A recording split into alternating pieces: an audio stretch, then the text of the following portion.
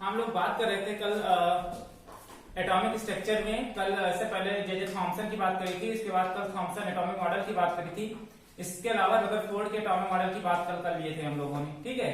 और रदरफोर्ड के atomic model में कुछ लिमिटेशंस आई थी, उसके भी बारे में हम लोगों ने जानकारी ली थी कि उन्होंने क्या किया था कि इलेक्ट्रोडायनेमिक थियरी, मतलब एक तरीके से देखा जाए इलेक्ट्रोडायनेमिक का मतलब ये होता है कि जब कोई भी इलेक्ट्रॉन किसी न्यूक्लियस के चारों ओर चक्कर लगाएगा तो वो कुछ एनर्जी रिलीज करता है, ठीक है, और कंटिन्यूअसली रिलीज करता है। इस चीज का भी ध्यान रखिएगा, एनर्जी रिलीज करता है और कंटिन्यू लगातार एनर्जी को रिलीज करता रहता है या एब्जॉर्ब करता रहता है, ठीक है।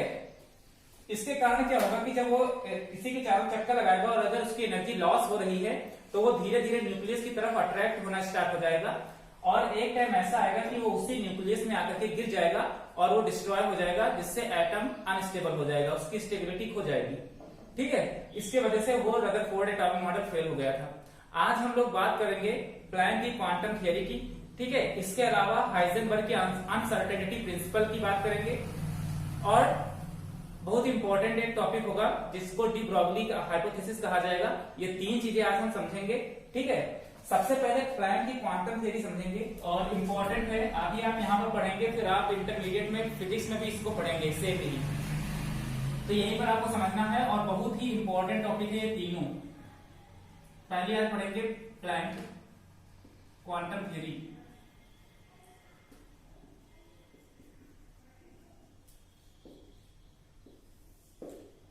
ठीक है। एक साइंटिस्ट थे जिनका नाम था मैक्स प्लैंक, इन्होंने इस थ्योरी को दिया है, ठीक है। इसको समझते हैं कि क्या है प्लैंक थ्योरी, ठीक है। अच्छा, अभी इससे पहले हम लोगों ने पढ़ा था कि जो लाइट होती है वो लाइट किस फॉर्म में चलती है। लाइट एक एनर्जी का फॉर्म होती है, ये चीज हमने समझ रखा है, ठीक है। लाइट एनर्जी का फॉर्म होती है और किस रूप में चलती है, एक वेव के रूप में आगे बढ़ती है। वो भी कौन सी वेव, इलेक्ट्रोमैग्नेटिक वेव के फॉर्म में चलती है। इलेक्ट्रोमैग्नेटिक का मतलब जो इलेक्ट्रिक फील्ड और मैग्नेटिक फील्ड से मिलकर के बनती है, ठीक है। तो इस वेव के फॉर्म में ये चलती है इस तरीके से, ठीक है। लेकिन इन्होंने क्या कहा कि ये वेव के फॉर्म में नहीं चलती हैं, ये एक अपने आप में अगर बात करते हैं तो ये जब इलेक्ट्रॉन जब बाहर आता है तो वो एनर्जी को या तो अब्जॉर्ब करता है या तो एनर्जी को एमिट करता है, लेकिन कंटिन्यूअसली नहीं करता है, ठीक है। कंटिन्यूअसली उसमें जैसे बताया गया था कि एनर्जी कंटिन्यूअसली रिलीज या अब्जॉर्ब हुआ करती है। इसमें ये बताया गया था इनके द्वारा कि पहली बात तो कोई भी इलेक्ट्रॉन या लाइट जो होती है वो वेव के फॉर्म में नहीं चलती है। दूसरी बात इन्होंने ये कहा था कि जो भी एक एटम होगा वो कंटिन्यूअसली एनर्जी का एब्जॉर्प्शन या एमिशन नहीं करेगा, ठीक है, डिसकंटिन्यूअस होता है, ठीक है, लगातार नहीं होगा। दूसरी बात इन्होंने ये कही थी कि जो लाइट चलती है वो वेव के रूप में नहीं चलती है। प्लैंक ने कहा था, इन्होंने कहा था लाइट जो होते हैं एक छोटे छोटे एनर्जी के बंडल होते हैं जिनके रूप में ये चलते हैं, ठीक है। लाइट को इन्होंने क्या बताया था कि light is the form of, या लाइट ट्रेवल्स, लाइट चलती है in the form of tiny particles, particles कह लीजिए या बंडल्स कह लीजिए, कॉल्ड, जिसको कहा गया क्वांटा, क्वांटा या फोटॉन, ठीक है। तो इनके अकॉर्डिंग यही था, प्लैंक के अकॉर्डिंग कि लाइट वेव फॉर्म में नहीं चलती है और कोई भी एटम कंटिन्यूअसली एनर्जी को ना तो एब्जॉर्ब करता है ना तो एमिट करता है, ठीक है, डिसकंटिन्यूअस होता है। तीसरा इन्होंने कहा था कि लाइट किस रूप में चलती है, एक टीनी का मतलब छोटे छोटे एक पार्टिकल्स होते हैं, बंडल्स होते हैं जिनके रूप में ये बाहर की तरफ चलती है, ठीक है। और इन्होंने कहा था कि उसको कहा गया क्वांटा कहा गया या इसको फोटॉन कहा गया। इसी के बेसिस पर इस थियरी का नाम प्लैंक क्वांटम थियरी रखा गया, ठीक है। और इन्होंने कहा कि वो जो एनर्जी होती है वो किसके बराबर होती है, एक इक्वेशन दे दी उन्होंने, E = h न्यू, ठीक है, जहां पर h प्लैंक कांस्टेंट होगा और न्यू जो होता है फ्रीक्वेंसी होगी, ठीक है। अच्छा, फ्रीक्वेंसी जो हमारे पास होती है, फ्रीक्वेंसी, अच्छा फ्रीक्वेंसी जो होता है 1/टाइम, ठीक है। एक सेकंड में कितना चक्कर कोई लगाता है वो उसकी फ्रीक्वेंसी कहलाती है। न्यू = 1/टाइम। तो एक रिलेशनशिप अगर हम वेलोसिटी ऑफ लाइट में बात करते हैं कि लाइट की स्पीड में और इस फ्रीक्वेंसी में और वेवलेंथ में, तीनों में रिलेशनशिप क्या होता है, तो एक रिलेशनशिप निकल करके आता है हमारे पास C = λ/टाइम और 1 अपॉन टाइम किसके बराबर हो सकता है, फ्रीक्वेंसी के बराबर, तो C is equal to lambda nu, ये हमको पता चल जाएगा। तो अगर हम यहाँ पर न्यू की जगह क्या रख सकते हैं, C अपॉन लैम्डा, तो अगर एक यहाँ पर इसको पुट करें तो E बराबर एक इक्वेशन और बन जाएगी hc बाई लैम्डा। तो इस रूप में एनर्जी क्या होती है, इस जो इलेक्ट्रॉन चलते हैं वो ये वाला एनर्जी लेकर के बाहर की तरफ निकलते हैं, और वो कैसा होते हैं, एक क्वांटा या फोटॉन के रूप में होते हैं, इनको फोटॉन कहा गया। इसमें एनर्जी के छोटे छोटे बंडल्स होते हैं। अब इन्होंने कहा कि ये वेव के फॉर्म में नहीं होते, तो फिर किस फॉर्म में होते हैं, तो इन्होंने कहा ये मटेरियल फॉर्म में होते हैं। मटेरियल फॉर्म में या मैटर फॉर्म में होने का मतलब यह होता है कि जब ये चल रहे होते हैं तब ये फोटॉन के रूप में होते हैं, और जब ये किसी मेटल से टकराते हैं तो ये मटेरियल फॉर्म में कन्वर्ट हो जाते हैं। मतलब ये है कि जैसे होली के दिनों में क्या होता है कि गुब्बारे होते हैं, गुब्बारे के अंदर रंग भर करके हम किसी के ऊपर फेंकते हैं। तो अगर मान लेते हैं कि इस आदमी ने यहाँ से कोई गुब्बारा फेंका, इसमें रंग भरा था, और 2-3 आदमी यहाँ पर खड़े और इस आदमी के ऊपर इसको फेंकना था, तो इसने जब ये फेंका होगा तो ये गुब्बारा जाकर के जब यहाँ से यहाँ तक जाएगा तो जो आदमी बीच में खड़े हैं इनके ऊपर रंग की कोई भी छींटी नहीं पड़ने वाली है, इसके ऊपर से वो निकल जाएगी, जिसके मुंह पे जाकर के पड़ेगी, ठीक है, उसको पूरा क्या करेगी, ये बर्बाद करेगी। वही सेम काम यहाँ पर है कि ये भी लाइट जो भी होती है ये भी एनर्जी के छोटे छोटे बंडल्स होते हैं, और ये बंडल्स आगे की तरफ मूव करते हैं, और जब ये मेटल पार्टिकल से टकराते हैं तो ये क्या हो जाते हैं, डिस्ट्रॉय हो जाते हैं और मटेरियल फॉर्म में कन्वर्ट हो जाते हैं। ठीक है, तो ये प्लैंक की थ्योरी थी। इस तरीके से इन्होंने कुछ अपना एक सिस्टम दिया था, और इन्होंने उस एनर्जी की इक्वेशन बना दी E बराबर hc बाई लैम्डा। ठीक है, अब हुआ क्या इसी में, तो ये थी प्लैंक की थ्योरी हमारे पास। अब क्या हुआ कि इसी में एक साइंटिस्ट है आइंस्टीन, इन्होंने फिर इनकी थ्योरी को माना, और इनका जो भी स्टेटमेंट था कि लाइट फोटॉन के फॉर्म में चलता है, उन्होंने भी माना कि हाँ लाइट फोटॉन के रूप में चलती है, मतलब एनर्जी के छोटे छोटे बंडल्स होते हैं जिनके रूप में वो ट्रेवल करती है, जिनको क्वांटा कहा गया। प्लैंक के स्टेटमेंट को उन्होंने स्वीकारा और उन्होंने अपनी एक इक्वेशन दे दी जिसको आइंस्टीन इक्वेशन कहा जाएगा। ठीक है, आप लोगों ने पढ़ा भी होगा उसको। ठीक है, तो E बराबर mc स्क्वायर। अब हम उसी को समझते हैं जरा कि आइंस्टीन की इक्वेशन क्या है, वो यहाँ पर भी है नहीं आपके सिलेबस में, लेकिन वो समझना है कि वो बिल्कुल रिलेटेड है इसी से ही। उन्होंने जो इनका स्टेटमेंट था प्लैंक का, वही स्टेटमेंट उनका भी था। ठीक है, कि वेव जो लाइट जो है वो वेव के रूप में नहीं चलती है, वो फोटॉन के रूप में चलती है। ठीक है, और उन्होंने एक एक्सपेरिमेंट किया था, उन्होंने एक टर्म वर्क फंक्शन दिया था, और पूछा जाता है कि ये वर्क फंक्शन क्या होता है। वर्क फंक्शन, तो वर्क फंक्शन का मतलब ये होता है कि जब किसी मेटल से, कहीं से कोई भी मेटल है, वहां से एक इलेक्ट्रॉन, ठीक है, किसी भी मेटल से एक इलेक्ट्रॉन एमिट करने में, यानी कि बाहर निकालने में जो एनर्जी रिलीज होती है, जो एनर्जी की आवश्यकता पड़ती है, वो उसका वर्क फंक्शन कहलाती है। ठीक है, किसी भी मेटल सरफेस से एक इलेक्ट्रॉन को बाहर निकालने में, एमिट करने में जितनी भी एनर्जी की आवश्यकता पड़ेगी, वो एनर्जी क्या कहलाएगी, उसका वर्क फंक्शन कहलाती है। ठीक है, तो ये है आइंस्टीन और दोनों को लोगों का एक ही सिस्टम है, लेकिन अभी आपको केवल प्लैंक की क्वांटम थ्योरी ही पढ़नी है। आइए समझें कि प्लैंक की क्वांटम थ्योरी क्या है। ठीक है, इसको नोट डाउन कर लीजिएगा, ये प्लैंक की इक्वेशन है, और इसको लिख लीजिएगा। जहां पर h जो होगा आपके पास में, इसको प्लैंक कांस्टेंट कहा जाएगा, प्लैंक्स कांस्टेंट, और c आपके पास में स्पीड ऑफ लाइट, और लैम्डा आपके पास में वेवलेंथ। इसको नोट डाउन करिए। तो आप लोगों ने प्लैंक की थ्योरी समझ ली। ठीक है, प्लैंक ने बता दिया कि ये मैटर फॉर्म में चलती है, लेकिन आइंस्टीन की थ्योरी में इतना अंतर था, प्लैंक की थ्योरी को उन्होंने एक्सेप्ट तो किया, ठीक है, लेकिन आइंस्टीन ने एक चीज और जोड़ दी, इन्होंने ये कह दिया कि इनके पास में मटेरियल नेचर तो है, मतलब मैटर के फॉर्म में तो होते हैं, साथ साथ में इनके अंदर वेव नेचर भी होता है। मतलब इन्होंने डिफ्रैक्शन और इंटरफेरेंस का फिनोमिना भी क्रिएट कर दिया। अब डिफ्रैक्शन और इंटरफेरेंस क्या होता है, इसकी पूरी डिटेल आप फिजिक्स में इंटरमीडिएट में पढ़ेंगे। ठीक है, वेव ऑप्टिक्स में, लेकिन बता देते हैं कि डिफ्रैक्शन और इंटरफेरेंस का मतलब होता क्या है। ठीक है, डिफ्रैक्शन का मतलब ये होता है कि जैसे आप लोग क्या करते हैं, टॉर्च जलाते हैं, तो टॉर्च जलाने पर क्या होता है कि उसका जो उजाला है वो बिल्कुल, देखो अगर टॉर्च की बात करते हैं, टॉर्च इस तरीके से है कुछ, ठीक है, क्या इनकी नहीं चल रही है, अगर ये बिल्कुल इस तरीके से है टॉर्च ऐसे करके, तो टॉर्च का अगर आगे वाला हिस्सा कुछ इस तरीके से है, तो अगर इसमें से लाइट निकलनी चाहिए तो वो लाइट बिल्कुल सीधी ऐसे जानी चाहिए थी, लेकिन ऐसा नहीं होता है, लाइट ऐसे नहीं जाती है। लाइट कैसे जाती है, इस तरीके से जाती है, मतलब अंधेरे की तरफ थोड़ा सा क्या कर जाती है, लाइट मुड़ जाती है।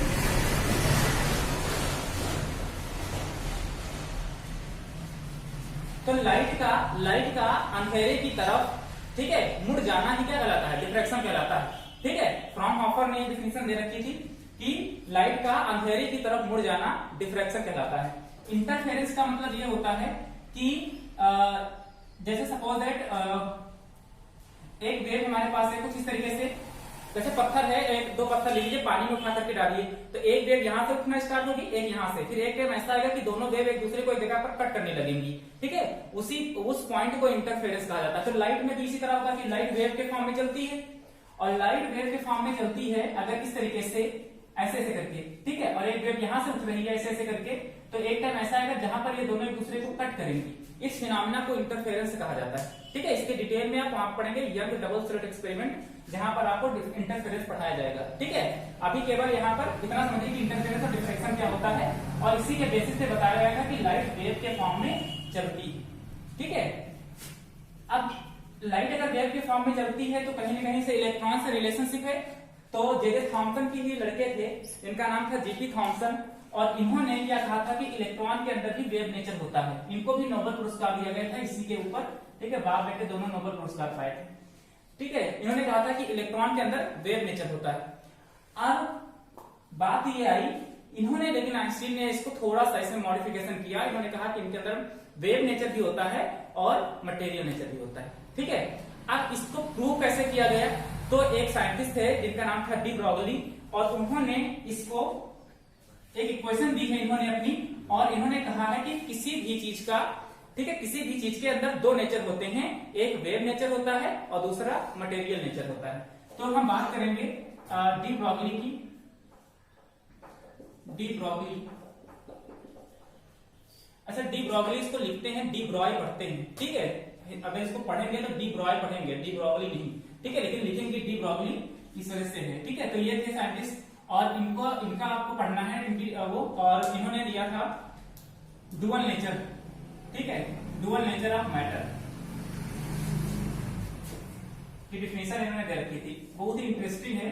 डुअल नेचर ऑफ मैटर मतलब किसी भी मैटर के दो नेचर होते हैं, एक तो वेव नेचर होता है, ठीक है, एक वेव नेचर होता है, और दूसरा हमारे पास मटेरियल नेचर होता है। अब एक चीज समझिएगा कि प्लैंक में और उसमें बताया गया था कि लाइट जो वेव के फॉर्म में नहीं चलती है, जबकि जे थॉमसन ने लाइट वेव के फॉर्म में कही थी। यहाँ पर यह बताया गया था कि लाइट एक पार्टिकल होते हैं, छोटे छोटे से पार्टिकल्स होते हैं, क्वांटा जिसे अभी बताया हमने। ठीक है, तो हर एक चीज की इन्होंने कहा कि दो नेचर सबके होते हैं, एक तो वेव नेचर होता है, दूसरा मटेरियल नेचर होता है। लाइट के अंदर भी यही सेम चीज होती है कि ये वेव नेचर में भी होती है और मटेरियल नेचर में भी होती है, जबकि प्लैंक ने कहा था कि इसके अंदर केवल मटेरियल नेचर होता है, वेव नेचर नहीं होता है। ठीक है, इन्होंने दोनों नेचर इसके अंदर बता दिया। तो डुअल नेचर इन्होंने दे दिया कि सबके अंदर क्या होता है, दो दो नेचर होते हैं। ठीक है, अब होता है क्या है, इन्होंने ये कहा कि इसको बाद में प्रूफ भी किया। ठीक है, दो साइंटिस्ट थे, एक का नाम था जर्मर और दूसरे का नाम था डेविजन। इन दोनों लोगों ने इसको प्रूव किया कि इसके अंदर दोनों प्रॉपर्टी होती है, वेव नेचर भी होता है और मटेरियल नेचर भी होता है। ठीक है, वो आप इंटरमीडिएट में पढ़ेंगे फिजिक्स में। अभी केवल यहाँ पर समझना है कि डुअल नेचर क्या था डी ब्रॉगली का। ठीक है, अब इन्होंने क्या कहा, इन्होंने एक स्टेटमेंट दिया, बहुत ही छोटी सी लाइन है कि नेचर लव्स सिमेट्री। इन्होंने एक ये छोटा सा एक स्टेटमेंट दिया, ठीक है, कि नेचर लव्स सिमेट्री, मतलब प्रकृति है वो सबको एक समान प्यार करता है। ठीक है, अब इसका मतलब क्या था, एक समान प्यार करने का मतलब ये है, चाहे वो अनलिविंग हो, मतलब कोई भी नॉन लिविंग कह सकते हैं उसको, कि निर्जीव वस्तु हो, चाहे तो लिविंग ऑर्गेनिज्म हो यानी कि सजीव वस्तु हो, सबके अंदर दो नेचर होते हैं। मतलब हर एक यहाँ पर पड़ा हुआ हर एक पार्टिकल, सबके अंदर दो नेचर होते हैं, एक वेव नेचर होता है, दूसरा मटेरियल नेचर होता है। अब कैसे, जब कोई चीज मूव कर रही होती है, मतलब वेलोसिटी में होती है, उस समय वो वेव नेचर में होती है, और जब वो किसी चीज से टकरा जाती है, मेटल से टकराती है, तो वो मटेरियल फॉर्म में क्या हो जाती है, कन्वर्ट हो जाती है। लाइट का फिनोमेना भी कुछ इसी तरीके से था कि इन्होंने कहा कि लाइट जब ट्रेवल कर रही होती है, इस समय रास्ते में होती है, तो वो वेव नेचर में होती है, लेकिन जब किसी मेटल सरफेस से टकराती है तो वो मटेरियल फॉर्म में क्या हो जाती है, बदल जाती है। तो इसका मतलब कि लाइट के अंदर दोनों नेचर होते हैं, वेव नेचर भी होता है और मटेरियल नेचर भी होता है। अब एक दिक्कत ये क्रिएट हो गई कि इन्होंने कहा कि नेचर लव सिमेट्री, मतलब प्रकृति सबको एक समान प्यार करता है, तो फिर अगर एक बॉल है, उस बॉल को अगर फेंकते हैं हम, एक बॉल अगर फेंकी जाती है तो कहीं आपको बॉल ऐसी तो नजर नहीं आती कि बॉल ऐसे ऐसे करके वेव के फॉर्म में जाती हो, ऐसा तो नजर नहीं आता है। तो फिर इसके अंदर वेव नेचर कैसे, मटेरियल नेचर तो समझ में आता है इसके अंदर है, लेकिन वेव नेचर नहीं समझ में आता कि इसके अंदर, या हम ही लोग हैं, हम लोग जैसे नॉर्मल चल रहे हैं तो ऐसा नहीं, अगर हमारे अंदर वेव नेचर होता तो हम भी लहरा लहरा के चल रहे होते वेव की तरह, ठीक है, लेकिन ऐसा है नहीं। तो इसको प्रूव कैसे किया जाए? अच्छा, किसी के अंदर अगर वेव नेचर है, अच्छा वेव का मतलब क्या हुआ, तो इसको हम प्रूव करते हैं कि हाँ हमारे अंदर भी वेव नेचर होता है, बस हम लहरा करके चलते नहीं है, इसका क्या मतलब है, ठीक है। अगर वेव, अच्छा देखो किसी के अंदर अगर वेव नेचर है तो वेव कुछ इस तरीके से होती है, और उसमें क्या होता है, वेवलेंथ होती है, वेवलेंथ लैम्डा, मतलब किसी क्रस्ट या क्रस्ट के बीच की डिस्टेंस या किसी के ट्रफ और ट्रफ के बीच की डिस्टेंस क्या कहलाती है, इसकी वेवलेंथ कहलाती है। अगर हमारे अंदर वेवलेंथ है, ठीक है, तो हम कहेंगे कि हाँ वेव नेचर में हम हैं, ठीक है। अगर वेवलेंथ 0 हो जाए, अगर लैम्डा 0 हो जाए तो फिर उसके अंदर कोई वेवलेंथ नहीं होगी। अगर लैम्डा 0 है तो इसका मतलब कोई वेवलेंथ नहीं है, तो वो वेव नेचर में नहीं होगा, ठीक है। लेकिन अगर किसी के अंदर लैम्डा है, वो चाहे जितना कम हो, ठीक है, तो फिर उसके अंदर वेव नेचर होता है। अगर ये चीज हम प्रूव कर ले जाएं तो फिर इस चीज को हम समझ सकते हैं कि हाँ भाई हमारे अंदर भी वेव नेचर है। अब जरा हम एक वही जो गेंद की बात कर रहे थे, एक बॉल की बात करते हैं कि उसके अंदर क्या वेव नेचर दिखाई तो नहीं पड़ता है। अगर एक बॉल फेंकते तो ऐसा तो नहीं कि वो ऐसे वेव के फॉर्म में चलती है तो हमको दिखाई पड़े कि वेव नेचर है। तो हम प्रूव कर लेते हैं कि अगर इसके अंदर लैम्डा निकल आया, मतलब अगर उसकी वेवलेंथ है कुछ ना कुछ, तो फिर वो वेव नेचर शो करती है, ठीक है।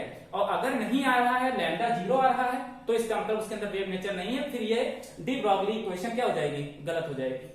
तो हम अगर बात करते हैं तो एक गेंद की अगर हम सिंपल सा इंटरनेशनल क्रिकेट बॉल की बात करते हैं तो उसका मास कितना होता है। सबसे पहले तो हम इनकी इक्वेशन समझ लेते हैं, उसके बाद इसको समझते हैं, ठीक है, तब ज्यादा समझ में आएगा, नहीं तो अचानक से फॉर्मूला लगा देंगे तो समझ नहीं पाओगे। इनकी एक खास बात ये थी कि इन्होंने कोई अपनी अलग से इक्वेशन नहीं दी, इन्होंने क्या किया, डिफ्रैक्शन को, वेव नेचर को और आइंस्टीन की इक्वेशन को सबको मिला दिया एक ही में, और इन्होंने अपनी एक नई इक्वेशन दे दी, ठीक है। जैसे अगर हम प्लैंक के अकॉर्डिंग बात करते हैं तो उन्होंने E बराबर hc बाई लैम्डा की इक्वेशन दे रखी थी, इसको अगर इक्वेशन नंबर 1 माने, ठीक है। और आइंस्टीन के अकॉर्डिंग इक्वेशन थी E बराबर mc स्क्वायर, इसको इक्वेशन नंबर 2 माने।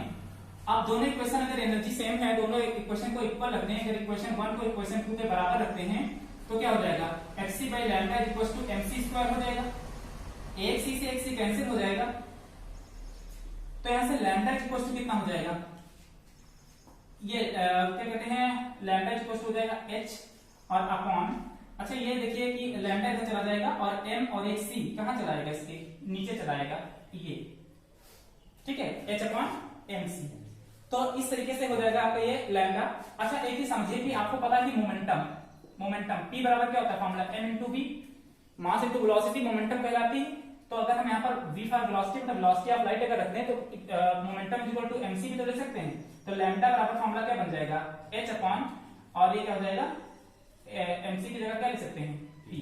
तो ये दोनों इक्वेशन हमारे पास बनकर के तैयार हो जाएंगी इस तरीके से, ठीक है। Lambda equal to h upon mc, lambda equal to h upon p, जहां पर p मोमेंटम होता है, ठीक है, p मोमेंटम आप लोगों ने पढ़ा है, ठीक है। मोमेंटम क्या होता है कि अगर कोई भी मास अगर वेलोसिटी में है तो उसका क्या कहलाएगा, मोमेंटम कहलाता है, ठीक है। अगर एक हेलीकॉप्टर उड़ रहा है तो वो अपना एक मास उसका कुछ होगा और उसकी कुछ अपनी वेलोसिटी होगी, इसका मतलब उसके अंदर कुछ अपना एक मोमेंटम है, ठीक है, तो उसी को कहा जाता है मोमेंटम। तो लैम्डा बराबर h अपॉन mc, ये इक्वेशन इन्होंने दे रखी है, ठीक है। अब हम जरा इसी इक्वेशन से उस बॉल की बात करते हैं कि अगर उस बॉल में कुछ ना कुछ लैम्डा निकल आएगा तो इसका मतलब उसके अंदर वेव नेचर होता है, ठीक है। चलिए उसको समझते हैं जरा। तो अगर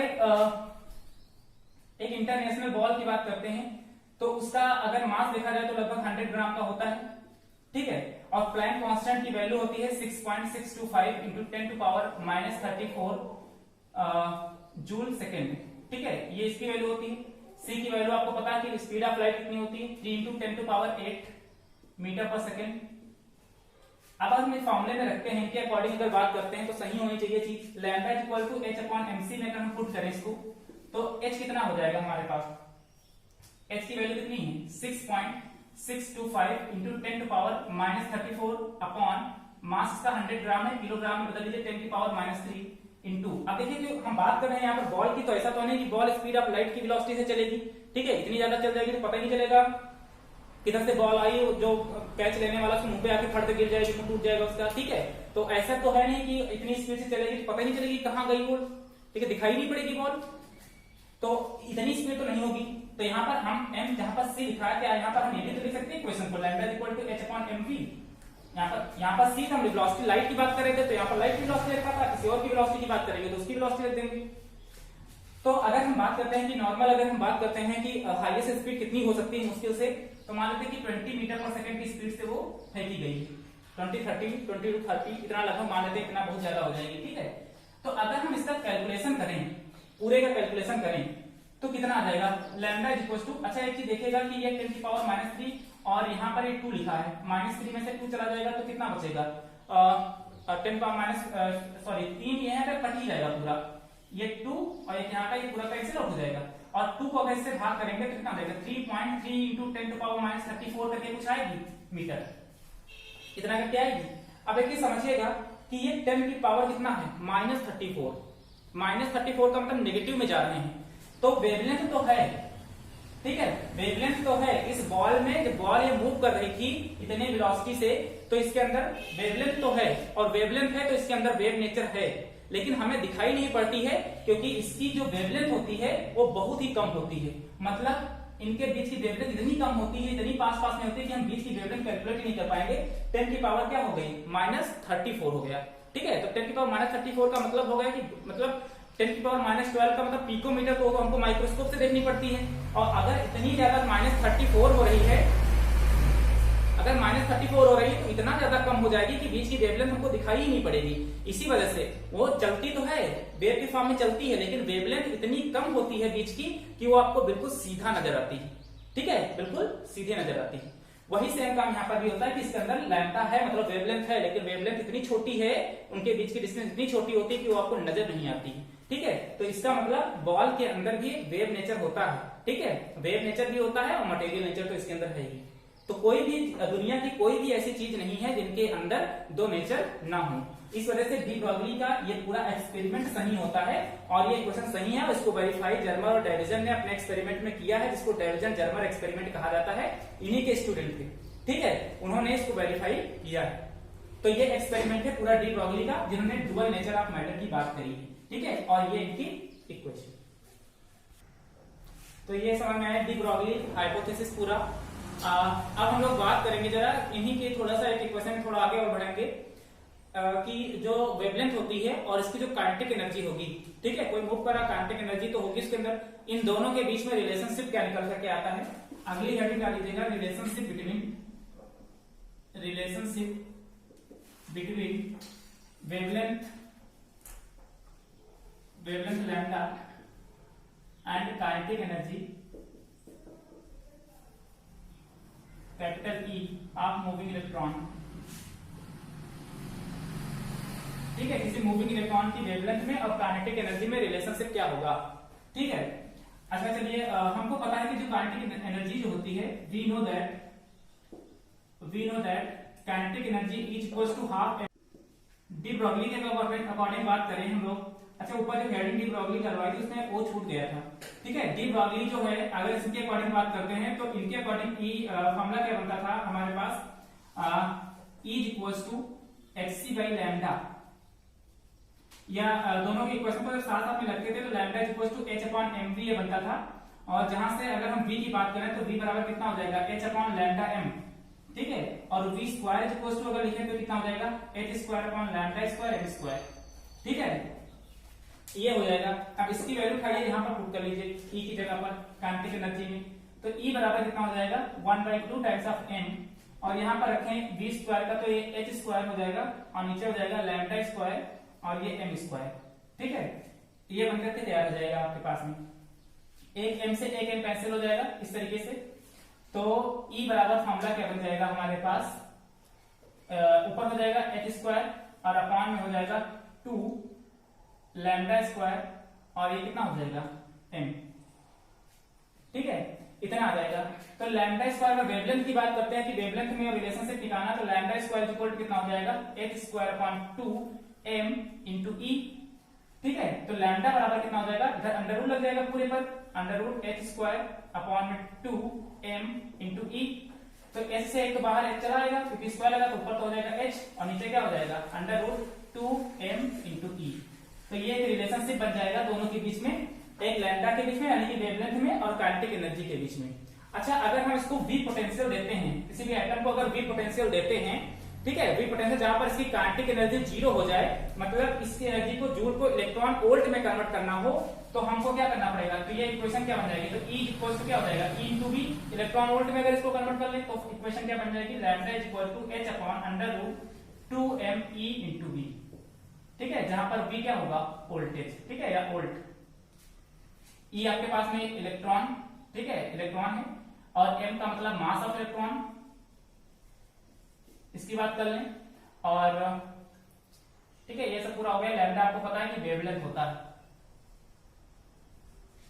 इस तरीके से, ठीक है। तो ये आपके पास में इक्वेशन बनकर तैयार हो जाएगी, दोनों के बीच में E और लैम्डा के बीच में रिलेशनशिप। ये इक्वेशन एक आपकी हो जाएगी। यहाँ पर कुछ नहीं किया, E बराबर हाफ एम स्क्वायर पता है, lambda equal to h upon mv, ये इक्वेशन डी ब्रॉगली के अकॉर्डिंग पता है, यहाँ से v स्क्वायर की वैल्यू निकाला है, इस इक्वेशन में हमने पुट कर लिया है। इसको अगर इक्वेशन 1 मान लीजिए तो इसको फ्रॉम इक्वेशन लिख लीजिएगा 1, ठीक है। इसमें हमने इसकी वैल्यू पुट करी है, m से m कैंसिल हो गया है कुछ इस तरीके से, और फिर लैम्डा हमको निकालना था, तो लैम्डा जब उधर जाएगा तो ये अंडर रूट लग जाएगा, स्क्वायर जब उधर जाएगा तो ये इक्वेशन बनकर तैयार हो जाएगी। अगर इस एनर्जी यहाँ पर क्योंकि जूल में होगी काइनेटिक एनर्जी, अगर इसको इलेक्ट्रॉन वोल्ट में कन्वर्ट करना है तो E बराबर EV हो जाएगा, तो लैम्डा इक्वल टू ये इक्वेशन बन जाएगी, ठीक है।